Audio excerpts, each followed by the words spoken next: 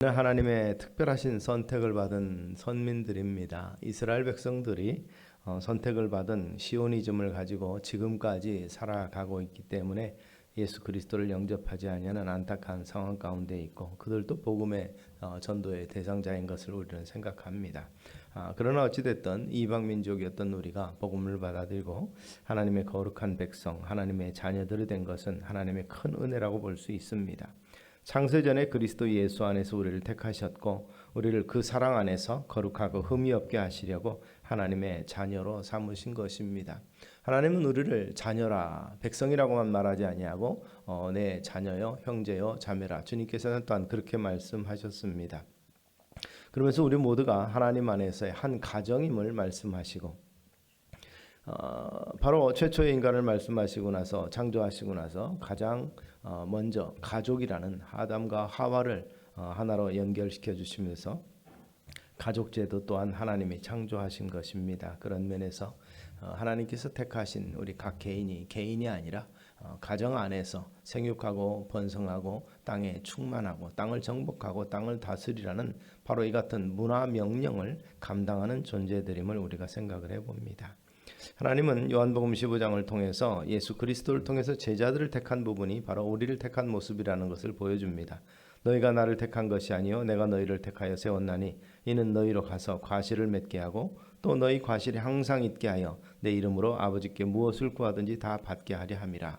즉 아버지와의 아들, 이 부자관계, 가족관계를 통해서 하나님의 풍성함을 누리는 하나님의 자녀들이 되도록 하기 위해서 택하신 것을 우리는 기억하시기를 바랍니다. 또 바울은 선택받은 우리에 대해서 그렇게 이야기합니다. 그러므로 너희는 하나님의 택하시고 거룩하신 사랑하신 자처럼 긍휼과 자비와 겸손과 온유와 오래 참음을 옷 입고 누가 네게 혐의가 있거든 서로 용납하여 피차 용서하되 주께서 너희를 용서하신 것과 같이 너희도 그리하고, 거룩한 공동체로서 기본적으로 살아갈 방향과 또 우리 이미 얻은 바 자격을 누리기 위해서, 유지하기 위함이라기보다 그것을 누리는 자들 되기 위해서 어떻게 살아야 될 것인가를 교훈을 한 것입니다.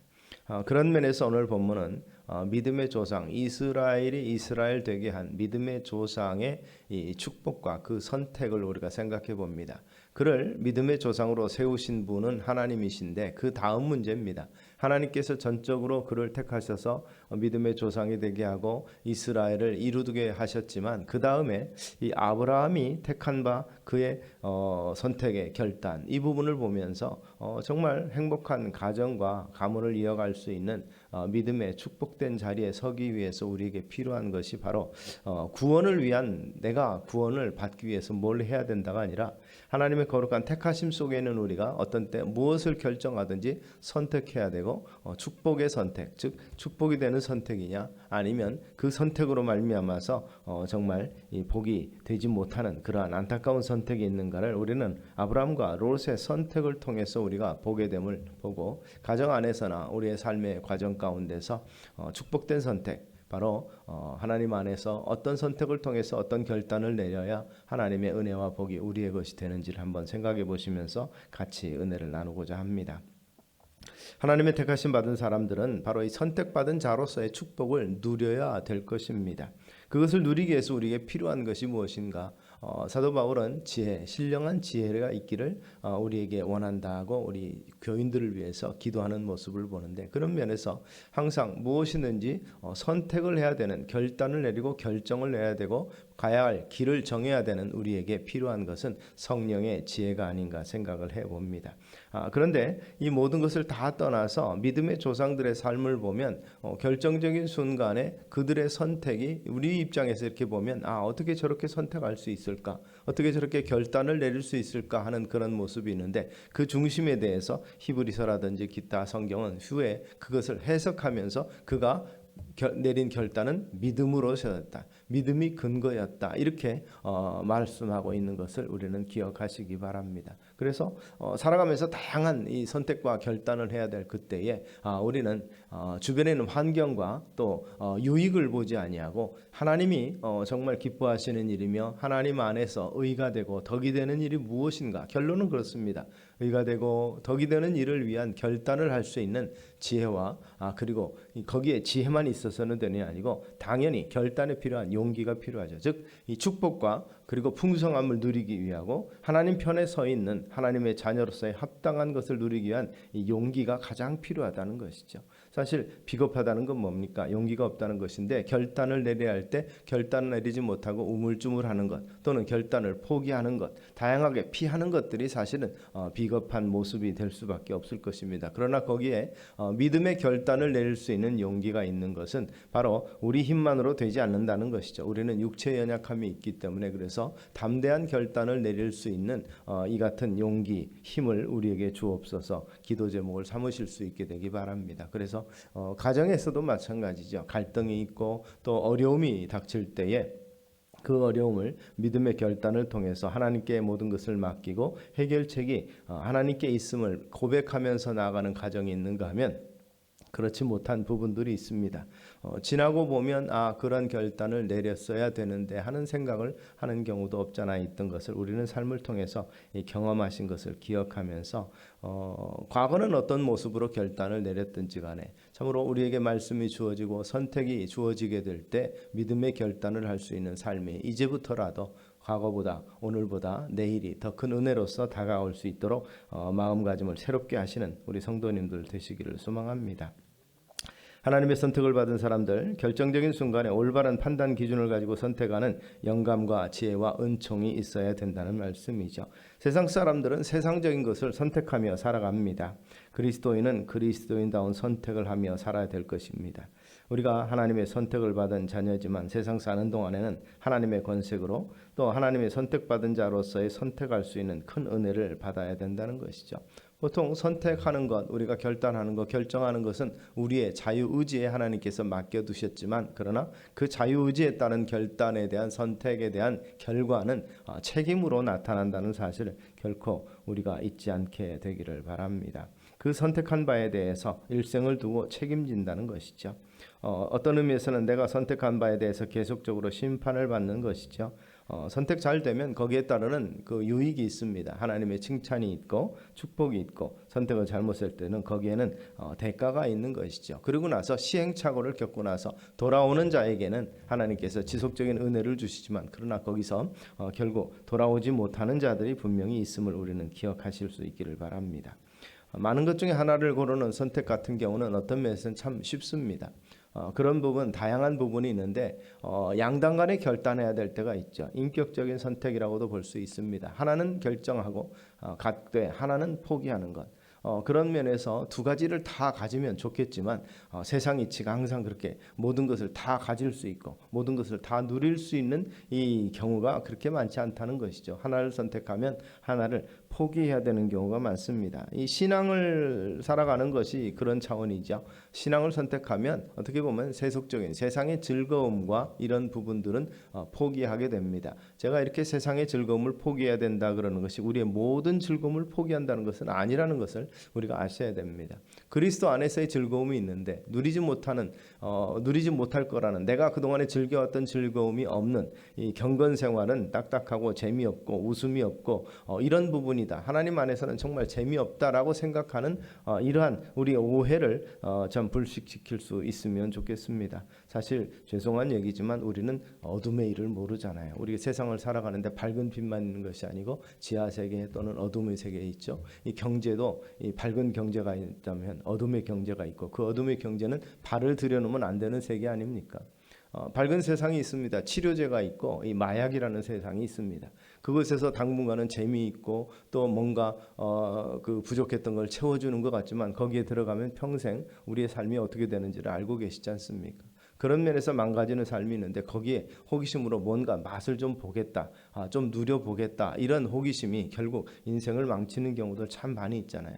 피곤하고 힘들 때 이거 하면은 좋다더라 하는 얘기를 듣고 결국 거기에 빠져서 인생이 망가지고 가정이 망가지고 이런 부분들을 우리가 많이 보는데 우리가 경험하지 못해야 될 경험해서는 안 될 것들이 분명히 있는데 사람들은 그 모든 것들을 다 열어놓는 것이 좋다라고 생각하는데 우리 자녀들에게 한번 그렇게 해보십시오. 우리 어린 아이들 사실 인지가 완전히 발달하지 못한 아이에게 모든 것을 다 열어놓고 선택을 하게 하는 것은 사실 지혜로운 일이 아니지 않습니까?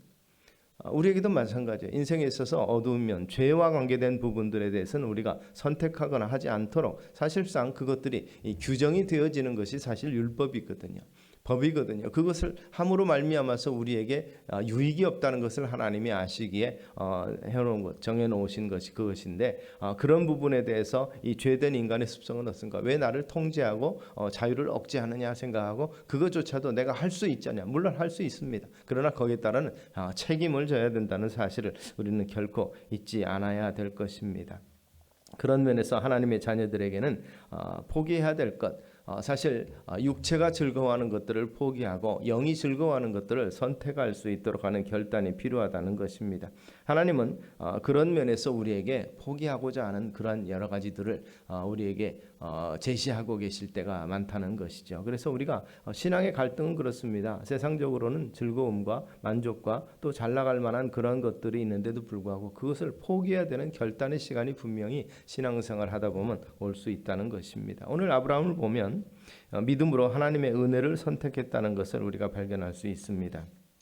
그런 면에서 선택받은 자로서 정말 위대한 선택을 했던 최초의 사람, 가장 역사 속에서 긍정적인, 어떻게 보면 진취적인 선택을 한 사람이 바로 아브라함이라고 볼 수 있죠. 아브라함의 믿음에 대해서는 그가 갈 바를 알지 못하나 하나님의 지시하실 땅으로 갔다. 지시하신 땅도 아니고 지시하실 땅이라고 성경이 굳이 그렇게 표현한 것은 가나안을 향해서 가는데 구체적으로 어디라고 말씀하지 않았습니다. 그냥 남방으로 내려가라, 가나안으로 가라. 가나안 땅이 뭐 넓은 자리잖아요. 우리가 군에서 그런 얘기를 합니다. 저희 때는 이 본적지에서 본적지 병력이, 제가 군대 얘기하는 걸 죄송합니다. 예를 들기 위해서 그러는 건데 본적지 병력으로 갑니다. 그렇게 하기 때문에 이제 본적지에 가서 거기서 징집이 돼서 이제 훈련소로 가게 되는데 군대에 가면은 항상 우리 고참이라고 하시는 분들이 물어보는 거야. 야, 너 집이 어디야? 그러면 우리 보통 어디라고 말합니까? 서울입니다. 아니면 뭐 지방이면 대구입니다. 그러면 뭐라고 반응이 나오는지 혹시 우리 옛날 분들은 아시잖아요. 야, 서울이 다 네 집이야?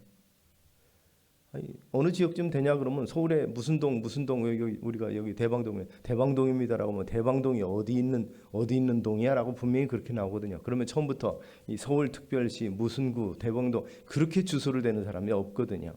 그렇게 되면은 여기가 무슨 동사무소야 임마 이래가면서 다양하게 결국 궁금증도 있지만 그런 부분에 대해서 관계를 독특하게 하고자 하는 그 군대 문화가 있긴 있었습니다. 그런데 서울이 다 우리 집은 아니지 않습니까? 바로 갈대아우르로 떠나라고 그래서 가나안으로 가라고 하는데 가나안을 꼭 집어서 어디라고 말씀하지 않았으니 그 넓은 땅에 어디를 갈지 알고 가는 겁니까? 그래서 가야 할 바를 갈지 못하지만 이 지시하실 그 땅으로 가는데 순종하고 간 사람이죠. 그러면서 모든 것 본토 친척 아비집을 떠났습니다. 갈대아우르, 그 당시에 가장 문명이 발달한 메소포타미아 문명이 있는 그곳, 바로 그곳을 떠나서 어떻게 보면 진짜 시골로 낙향하는 것이죠. 저 먼 곳, 어떻게 보면 존재조차도 없는 그런 곳으로 가라 그러는데 믿음으로 거기를 찾아서 떠나는 것입니다.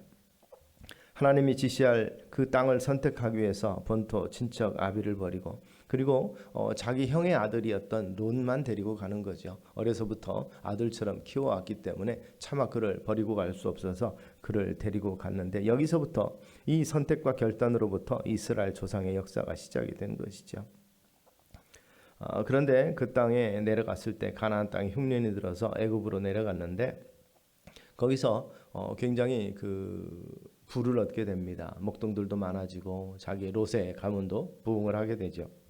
근데 문제는 애굽에서 몇 년 동안에 큰 부를 이루고 돌아오게 될 때 가나안으로 돌아오게 될 때 갈등이 생깁니다. 롯의 목자도 많고 자기의 목자도 많고 그러니까 결국 그들이 자기 가축대를 기르기 위해서 물과 초장은 부족하니까 서로 다투었다 이렇게 말합니다.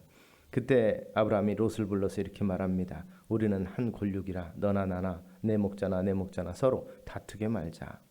내 앞에 온 땅이 있지 아니하냐? 나를 떠나라. 내가 좌하면 나는 우하고 내가 우하면 나는 좌하리라. 어른이 조카에게 땅의 선택권을 양보합니다. 내가 택하는 그 반대편을 택할 거니까 내가 먼저 좋은 것으로 택하라. 우리식으로 윤리를 보면 여기에서 롯은 뭘 선택을 해야 됩니까? 아버지 같은 아브라함한테 먼저 선택하시지 하고 양보하고 나머지는 제가 하겠습니다. 그러는데 그 마음에 욕심이 들어서 눈을 들어 요단을 보니까 여호와의 동산 같았더라 그래요. 극명하게 대비되는 거죠. 가나안 산지에서 들을 보니 풀이 많고 산지는 뭐 황량한 벌판 같은 그런 곳인데 좌하면 우하리라 반대로 한다는데 그러면 아브라함이 요단들을 택하면 자기는 산지로 가야 되겠으니까 자기가 먼저 요단들을 택하게 된 것입니다. 그런 부분에서 어떻게 보면 잘 선택한 것 같습니다. 그런데 아브라함의 선택의 결과 전혀 다릅니다. 선택은 이 지혜와 능력을 가졌고 그래서 미리 아브라함이 그 땅에서 하나님이 번성하게 줄 것을 알고 한 것이 아니라 어떠한 결과가 오든지 믿음으로 선택하고 하나님께 맡기면 결국 요단들을 택하나 가나안을 택하나 그건 상관이 없다는 것이죠. 하나님께서 갈대아 우르에서 이 아무것도 없는 이곳까지 오라고 할 때도 믿음으로 선택하고 왔기 때문에 여기서 이 서로 다투지 말자가 굉장히 중요합니다. 하나님의 백성으로 본토 친척 아비집을 다 떠나라고 그러는데 마지막까지 떠나지 못한 롯과의 이별을 이미 마음의 결단을 내린 거죠. 하나님의 말씀에 전적으로 순종하기 위해서 롯이 나름대로 살만하게 되었으니까 이제 독립시켜 주는 거라고도 볼 수 있는데 그 선택할 때 내가 그동안에 너 키워왔으니까 내가 값은 안 받겠지만 내가 먼저 선택하겠다 그래도 할 말이 없을 텐데 그러나 내가 먼저 선택하라. 롯을 보내주고 나머지를 가지고 자기의 나머지 삶을 살고자 하는 그러한 믿음의 결단이 있습니다. 황량한 곳을 택하든지 무엇을 택하든지 하나님이 나와 함께 하시면 불편함이 없을 거라는 것. 전혀 알지 못하는 거 할 때 그것을 선택할 때 결단을 내릴 때 믿음처럼 지금도 믿음의 결단을 내리고 있는 것입니다. 우리가 인생을 살아갈 때 모든 것이 다 선택과 결단이 필요합니다. 뭐 친구를 택하고 학교를 선택하고 전공 과목을 선택하고 배우자를 택하고 거주지 물건 사는 것 또 하다못해 그날 아침에 나갈 때 옷을 선택하는 것조차도 재밌는 얘기가 있죠. 옷장이 수없이 많은 것을 다 보면서도 뭔가 마음에 불편하면 입을 게 없다 이러잖아요. 선택에 대해서 굉장히 불편한 부분도 있고 긍정적인 부분도 있습니다. 어찌됐든 우리는 그러한 결정을 내려야 되는데 그 결정이 지혜로운 결정이 되기를 소망합니다. 그런 면에서 우리는 배우자를 만날 때도 믿음 안에서 하나님을 잘 공경하는 참으로 믿음의 가정을 이룰 수 있는 사람을 만나면 좋겠다라고 하는데 젊은이들 중에서 그렇게 마음을 먹는 사람들이 참 이렇게 젊은이들 대화해 보면 믿음의 가정을 꾸리는 것도 중요하지만 내가 가서 믿음으로 한 생명을 구하고 가문을 구하는 것 전도하는 게 더 귀하고 중요하지 않습니까? 명분은 귀하고 중요합니다. 그러나 그렇게 해서 참 안타깝고 힘들고 어렵게 결혼 생활하는 많은 사람들을 보아한 경험을 통하고 또 성경이 말하는 바 믿음의 가정을 통해서 우리 지난번에 반주자가 아이 데리고 와서 같이 축복하며 기도해 줬는데 그 친구가 와서 하는 말이 목사님 저 전도 한 명 했어요 그러는 거예요. 전도 한 명 했어요. 가장 확실한 전도라고 볼 수 있습니다. 근데 그 전도도 자라나가면서 잘못하면 방황하게 되는 건데 내 결단대로 다 되는 건 아니지만 그러나 일단은 믿음 안에서 양육하고자 하는 의지가 있고 그 전도의 쓰여는 그냥 단순히 생명을 얻었다는 것이 아니라 믿음 안에서 기도하면서 양육하겠다라는 의지가 담겨 있는 표현인 것입니다. 바로 이런 부분에서 그것이 가장 귀한 결단이 될 것입니다. 일단은 내가 좋으니까 믿음은 둘째치고 믿게 만들겠다. 내 의지 가지고 되느냐 이 말입니다. 하나님께서 그 영혼을 택하셨는지 또 택하셨으면 좋겠죠. 그런 부분에 대해서 우리가 알 수 없기 때문에 그런 면에서 어떤 면에서 한편으로는 보장이 된 하나님의 은혜 안에서 성장하고 그렇게 된 이 믿음의 가정을 먼저 꾸밀 수 있는 것 일단 사랑하고 뭐 좋은 것 조건들 미전 비례 미전 이런 것들을 생각하고 그걸 선택해 놓고 나서 신앙은 나중에 하나 되면 되지 쉽지 않은 문제인 것입니다. 이런 부분들을 우리가 생각할 수 있게 되기 바랍니다. 그런 면에서 영적인 선택이 가장 중요한데 여기서 아브라함의 믿음을 봅니다. 그는 믿음으로 선택을 한 것이죠. 욥은 상황을 보고 세상을 보고 선택을 했지만 내가 우하면 내가 좌하고 내가 좌하면 내가 우하리라 하는 그러한 메시지 속에서 하나님 중심으로 하나님 편에서 하나님이 함께하는 그 약속의 말씀은 동서남북을 바라보라고 하신 약속 어느 곳으로 가든지 형통하게 되리라고 말씀하신 그것을 믿고 그는 선택을 하게 되는 것입니다. 그는 보는 세계가 달랐던 것입니다. 믿음으로 세상을 보았고 믿음으로 하늘과 땅을 바라보고 자기 자신을 바라보았다는 것이죠. 그런 면에서 예수 그리스도의 의로 충만한 사람들, 믿음의 사람들은 다른 사람 작은 의를 가지고 시비하지 않는다는 것을 생각할 수 있기 바랍니다. 사실 우리가 볼 때 아브라함의 지금의 결단, 롯과의 관계 속에서 문제를 해결할 때 이것은 엄청난 부가 딸려 있는 것이죠. 요단 온들을 택하는 것과 그리고 가나안 그 유대의 산지를 택하는 것은 엄청난 차이가 있는데도 불구하고 아브라함은 과감한 결단을 내는 것을 볼 수 있습니다. 그런 면에서 의로 충만한 사람, 다른 사람의 작은 의를 가지고 시비하지 아니하고 질투하지 아니하고 자기 의가 큰 사람, 우리는 이것을 자존감이라고 표현하죠. 자존감이 큰 사람은 다른 사람의 의에 대해서 질투하지 않는다는 것입니다. 전에 보면은 버스에다 크게 붙여놓고 광고를 하는 걸 봤는데 부러우면 지는 것이다 이렇게 써놓고 다녀서 우리의 현대인들의 심리를 잘 표현한 거라고 볼 수 있는데, 그런 면에서 부럽다고 그래서 진다고 생각하는 것 자체가 좀 문제 있는 거 아닙니까? 부러운 건 부러운 것이죠. 내가 가지지 못한 걸 저 사람은 가졌다 그러면 참 부럽다, 좋아 보인다 할 수 있는데, 그러면 안 되고 그것을 내가 근심하고 마음에 가고 내가 기필코 저것을 택해야 되겠다, 뺏어야 되겠다, 택해야 되겠다면 내가 해서 노력하겠다는 것은 좋은데 그게 아니고 저것을 내가 뺏어서라도 내 거 삼아야 되겠다는 마음으로 펼쳐지게 되면 문제가 되는 것 아니겠습니까? 그런 면에서 정죄하지 아니하고 용서하시면서 우리 허물을 돕는 하나님을 우리가 생각해 보실 수 있기를 바랍니다. 이것이 성경에서는 사랑이라고 표현하고 있습니다. 큰 것을 가진 사람은 작은 것에 매이지 않는다는 것이죠. 하늘의 큰 것을 가진 사람은 땅에서의 어떤 것도 정말 흔들리지 않는다는 것입니다. 또 한편으로 이 아브라함의 결정에는 배경이 그렇습니다. 우리가 다투지 말자. 결국 아브라함은 사랑으로 평화를 택했고 롯은 자기 욕심으로 물질을 택한 것입니다. 화평을 위해서 결국 그는 우리가 갈라지자, 함께 있는 거 너무너무 좋습니다. 그러나 함께 있는 것이 물리적으로 불가능할 때 결국 이들은 분리를 하는데, 이것은 이제 독립입니다. 그런 차원에서 너나 나나 내 목자나 내 목자나 서로 다투게 말자 이렇게 말합니다. 소유가 많음으로 동거할 수 없게 되었다. 이 참 안타까운 말 아닙니까? 소유가 많음으로, 가난할 때는 동거가 가능하고 동역이 가능한데 소유가 많음으로 동거할 수 없게 되었다는 그 상황이 안타까운 상황이 되는 거죠. 죄된 인간 사회에서는 바로 이런 경우가 비일비재하다는 것입니다. 많은 소유를 가지고 동거할 수 없는 많은 상황이 있을 수 있는 것이죠. 큰 비극입니다. 그러므로 오늘 우리 자신에게 철저하게 선택에 대한 아브라함의 결단을 볼 수 있게 되기를 주의 이름으로 축원합니다. 아브라함은 물질을 선택하면 물질 때문에 참으로 그의 종이 된다는 것을 알았습니다. 그래서 다 양보하고 하나님 편에 서서 화목을 택한 아브라함의 결단을 우리가 바라볼 수 있게 되기를 바랍니다. 잠언 17장은 그렇게 말씀하죠. 마른 떡 한 조각만 있고도 화목하는 것이 육선이 집에 가득하고 다투는 것보다 나으니라. 또 15장 17절은 여간 채소를 먹으며 서로 사랑하는 것이 살진 소를 먹으며 서로 미워하는 것보다 나으니라. 서로 살기 위해서, 사랑하기 위해서 우리가 버려야 될 것 중에서 가장 우선적인 것은 물질에 대한 포기라는 것을 우리가 잊지 말아야 됩니다. 링컨은 그 대통령 되기 전에 변호사였습니다. 링컨이 한 말 중에서 재밌는 말이 있습니다.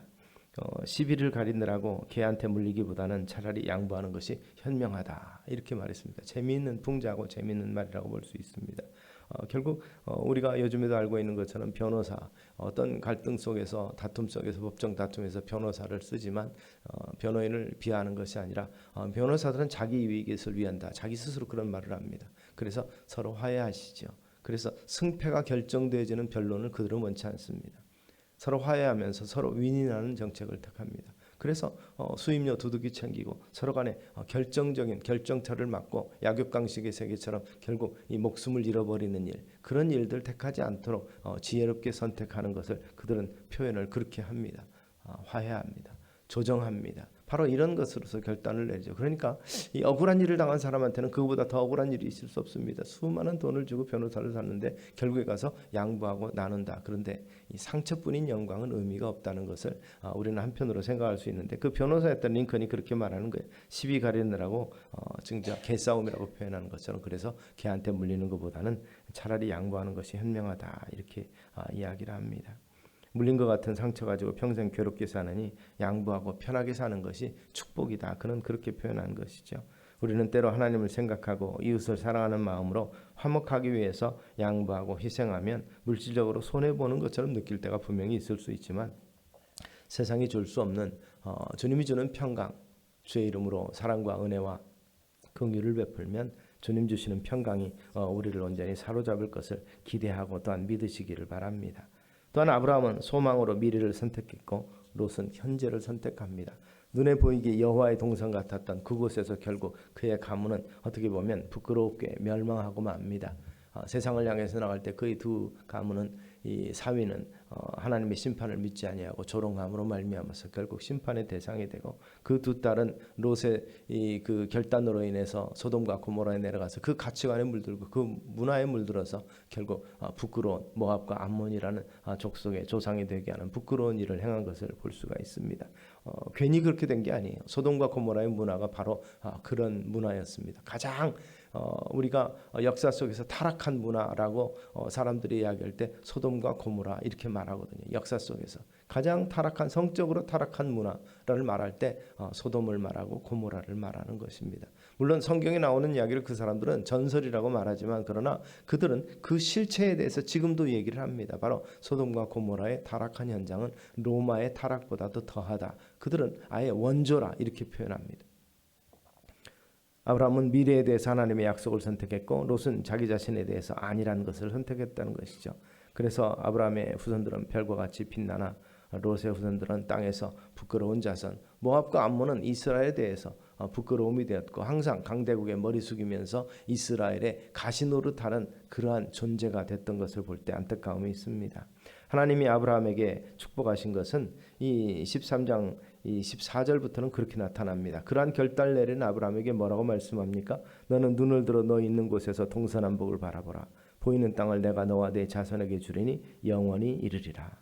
내가 내 자손으로 땅에 티끌 같게 하리니 사람의 땅의 티끌을 능히 셀 수 있을진데 내 자손도 세리라. 너는 일어나 그 땅을 종과 행으로 행하여 보라. 내가 그것을 내게 주리라고 말씀하셨습니다. 참으로 놀라운 축복입니다. 풍성한 약속을 해주셨습니다. 눈을 들어 하나님이 준비해 놓으신 축복을 아브라함은 보았던 것입니다. 롯은 눈을 들어 요단들을 보았고 땅에 쌓은 물질의 부유를 생각했지만 결국 그가 얻은 것은 아무것도 없었던 것을 우리가 생각해 봅니다. 참으로 큰 영향력을 가지고 롯이 소돔에 들어가서 그들을 변화시키고 있지만 그러나 택하지 않은 백성들을 그 능력, 개인의 능력으로 인간적인 생각만 가지고 변화시킬 수가 없었고 결국 소돔성에서 나올 수밖에 없었고 소돔은 하나님의 심판을 피할 수가 없었던 것을 봅니다. 하나님께서 이 성을 빨리 떠나라 했으나 지체하고 머뭇거릴 때 아브라함을 생각하사 하나님께서 그들을 들로 내어 보냈던 것을 우리는 생각합니다. 끝까지 하나님은 긍휼을 베푸시되 바로 아브라함을 생각하사 아브라함이 롯을 얼마나 사랑하는지를 알기에 그를 그 위험 가운데서 겨우 생명만 건지도록 구하는 하나님은 또 나름의 긍휼을 베푸셨던 것을 우리가 볼 수 있습니다. 소돔성에 쌓은 부요가 소돔성이 불탈 때 잿더미로 했고 허무와 후회뿐이 남지 않았던 롯의 일생과 어떤 것을 선택하든지 하나님께 있음으로 말미암아서 하나님께 붙어 있음으로 말미암아서 복의 근원이 된 아브라함의 경우를 성경이 기록한 이유를 우리가 기억할 수 있기를 소망합니다. 그래서 하나님 중심으로 선택하고 결단하고 그리고 하나님 안에서의 사랑과 화목을 꿈꾸는 우리 모두가 되시기를 주의 이름으로 축원합니다. 기도하겠습니다. 살아계신 아버지 하나님, 믿음의 자손들의 축복을 위해서 믿음의 유산을 남기는 것을 선택하며 이러한 믿음 위에서 승리하는 우리가 되게 하여 주시옵소서. 예수님 이름으로 기도드리옵나이다. 아멘.